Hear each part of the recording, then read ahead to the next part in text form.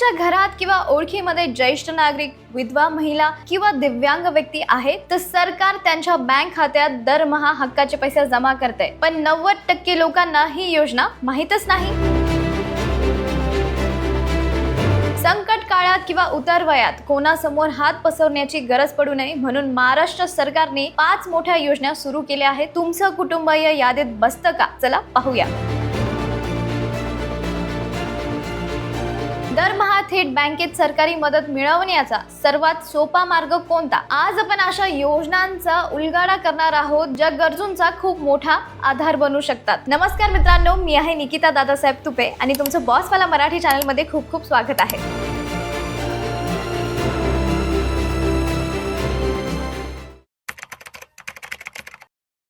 मित्रांनो, आज आपण आपल्या महाराष्ट्रातील अशा काही अत्यंत महत्त्वाच्या सामाजिक कल्याणकारी पेन्शन योजनेबद्दल सविस्तर माहिती घेणार आहोत, ज्या आपल्या घरातील ज्येष्ठ नागरिक, निराधार महिला, विधवा भगिनी आणि दिव्यांग बांधवांसाठी वरदान ठरत आहेत। अनेकदा काय होतं माहितीये का, योजना तर असतात पण फॉर्म कुठे भरायचा, उत्पन्नाची अट काय आहे, या गोंधळात लोक अडकून पडतात। आज तुमचा हा सगळा गोंधळ दूर होणार आहे आणि हा व्हिडिओ शेवटपर्यंत नक्की बघा। आणि जर तुम्ही आपल्या चॅनलवरती नवीन असाल तर आता सबस्क्राइब करा आणि ती शेजारची बेल आयकॉन दाबायला विसरू नका। चला तर मग थेट विषयाकडे सुरुवात करूया। तर मित्रांनो, आपली पहिली आणि अत्यंत लोकप्रिय योजना आहे श्रावण बाळ सेवा राज्य पेन्शन योजना। आता नावावरूनच तुमच्या लक्षात आले असेल, श्रावण बाळ, ज्याने आपल्या आई वडिलांची सेवा केली। अगदी तसेच जे ज्येष्ठ नागरिक आर्थिक दृष्टीने कमजोर आहेत त्यांच्यासाठी महाराष्ट्र सरकार श्रावण बाळाची भूमिका बाजवत आहे। तर आता ही योजना नेमकं कोणासाठी आहे बघा। जर तुमच्या घरात किंवा शेजारी कोणी ज्येष्ठ नागरिक असतील ज्यांचे वय 65 वर्षे किंवा त्याहूनही अधिक असेल तर ते या योजनेसाठी पात्र आहेत। पण इथे एक महत्त्वाची अट आहे, ती म्हणजे जे कुटुंब आर्थिक अडचणीत म्हणजेच बिलो पॉवर्टी लाईन या श्रेणीत मोडणारे असावे लागतात, तसेच त्यांचे महाराष्ट्रात किमान 15 वर्षे वास्तव्य असणे गरजेचे आहे। आता यातला मिळणारा फायदा मी तुम्हाला सांगते। या योजनेच्या अंतर्गत पात्र लाभार्थ्यांना दरमहा 1500 रुपये पेन्शन दिली जाते। चला तर मग एका उदाहरणाने आपण समजून घेऊया। समजा आपल्या गावात मारुती आजोबा आहेत, त्यांचे वय 67 वर्षे आहे, शेती नाहीये, कमावणारा मुलगा नाहीये आणि त्यांचे नाव BPL यादीत आहे। अशा वेळी मारुती आजोबांनी जर श्रावण बाळ योजनेसाठी अर्ज केला तर त्यांना दरमहा 1500 रुपये मिळतील। या पैशातून ते त्यांच्या औषध पाण्याचा किंवा रोजच्या हक्काच्या चहा पाण्याचा खर्च स्वतः करू शकतात। कोणावरही अवलंबून राहण्याची त्यांना गरज पडणार नाही। ही रक्कम थेट त्यांच्या बँक खात्यात जमा होते, ज्यामुळे भ्रष्टाचार किंवा मध्यस्थांची भीती राहत नाही। आता वळूयात आपण दुसऱ्या योजनेकडे, जिचे नाव आहे इंदिरा गांधी राष्ट्रीय वृद्धापकाळ पेन्शन योजना। ही योजना केंद्र सरकार आणि राज्य सरकार यांच्या संयुक्त विद्यमाने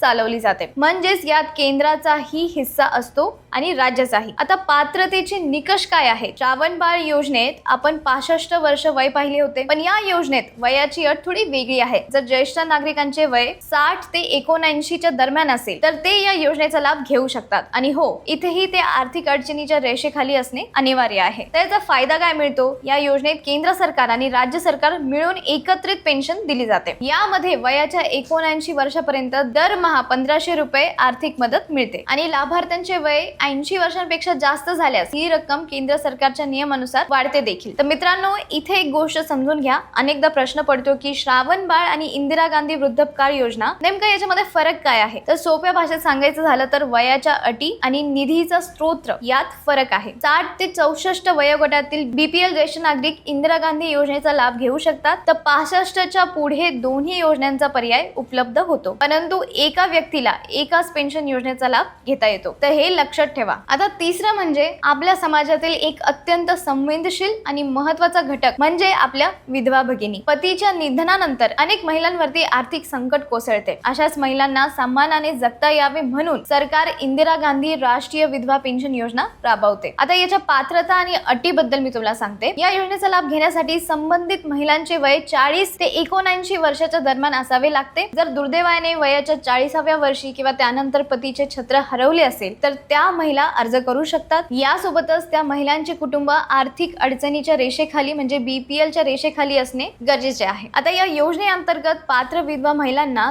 दरमहा 1500 रुपये इतकी पेन्शन दिली जाते। आता याचे एक उदाहरण बघूया। समजा सुनीता ताई आहे, त्यांचे वय 45 वर्षे आहे। पतीचा अचानक जाण्यामुळे घरची आर्थिक जबाबदारी त्यांच्यावर आली आहे आणि मुलांचे शिक्षण अजूनही बाकी आहे। सुनीता ताईंचे कुटुंब BPL मध्ये येत असल्यास या योजनेच्या माध्यमातून मिळणारे 1500 रुपये त्यांच्यासाठी खूप मोठा मानसिक आणि आर्थिक आधार ठरू शकते. यामुळे त्यांना किमान किराणा किंवा मुलांच्या छोट्या मोठ्या गरजांसाठी कोणाकडे पैसे मागण्याची वेळ त्यांच्याकडे येणार नाही. आता चौथी योजना आहे आपल्या दिव्यांग बांधवांसाठी, जिचे नाव आहे इंदिरा गांधी राष्ट्रीय दिव्यांग पेन्शन योजना. शरीराने किंवा आरोग्याने साथ दिली नाही तरी सरकारने त्यांना आर्थिक साथ दिली आहे. तर या योजनेचा लाभ घेण्यासाठी काही महत्त्वाच्या गोष्टी लक्षात ठेवणे गरजेचे आहे. पहिलं म्हणजे व्यक्तीची डिसेबिलिटी हे 80% किंवा त्यापेक्षा जास्त असावे लागतात आणि यासाठी सरकारी रुग्णालयाचे सिव्हिल सर्जनचे प्रमाणपत्र असणे आवश्यक असते. दुसरं म्हणजे वय 18 ते 79 वर्षाच्या दरम्यान असावे आणि तिसरं म्हणजे कुटुंब आर्थिक अडचणी म्हणजे BPL च्या श्रेणीत असावे. ही दिव्यांगत्वांच्या सिव्हिरिटी वरती आणि सरकारी नियमानुसार वरती बदलत राहते. राज्य शासनाच्या अतिरिक्त अनुदानासह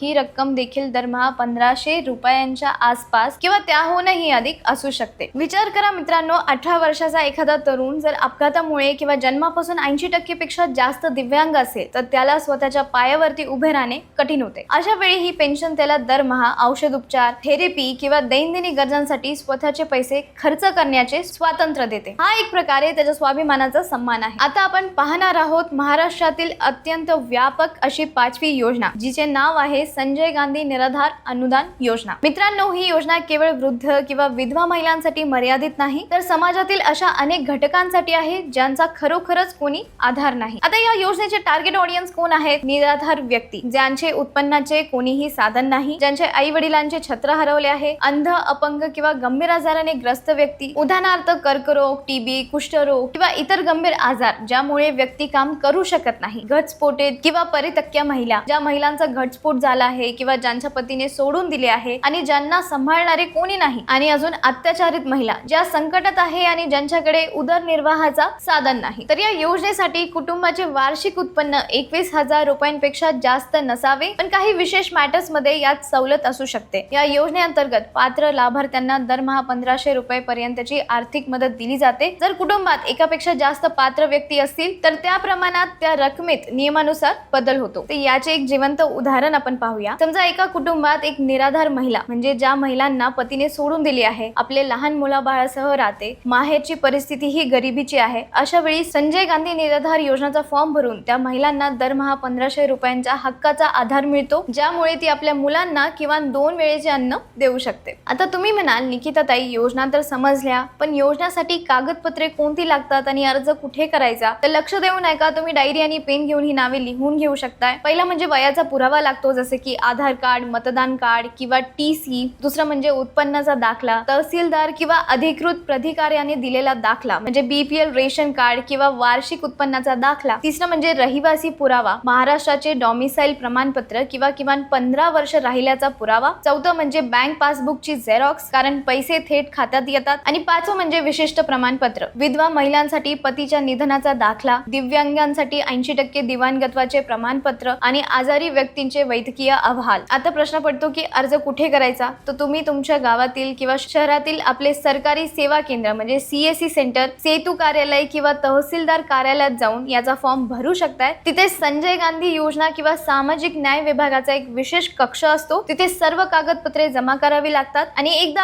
अर्ज मंजूर झाल्यानंतर साधारण 1 ते 2 महिन्यात पेन्शन सुरू होते. तर मित्रांनो, हे होते महाराष्ट्रातील 5 प्रमुख पेन्शन योजना. बघा, कदाचित तुम्हाला किंवा तुमच्या कुटुंबाला या योजनेची गरज नसेल, पण तुमच्या आजूबाजूला शेतात काम करणारे मजूर, वस्तीवरती राहणारे वृद्ध आजोबा किंवा एखादी गरजू माऊली असू शकते, ज्यांना या योजनेची नितांत गरज आहे. त्यांना ही माहिती नक्की सांगा किंवा हा व्हिडिओ त्यांना दाखवा. तर तुम्हाला आजचा व्हिडिओ कसा वाटला आणि तुम्हाला याबद्दल अजून काही प्रश्न असेल तर मला कमेंट करून नक्की सांगा. आणि व्हिडिओ आवडला असेल तर लाईक करा आणि आपल्या बॉसवाला मराठी चॅनलला सबस्क्राईब करायला विसरू नका. पुन्हा भेटूया पुढच्या व्हिडिओमध्ये.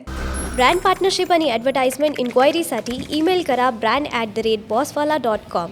व्हॉट्सअप करा 9108014192. बॉसवाला. Be the boss.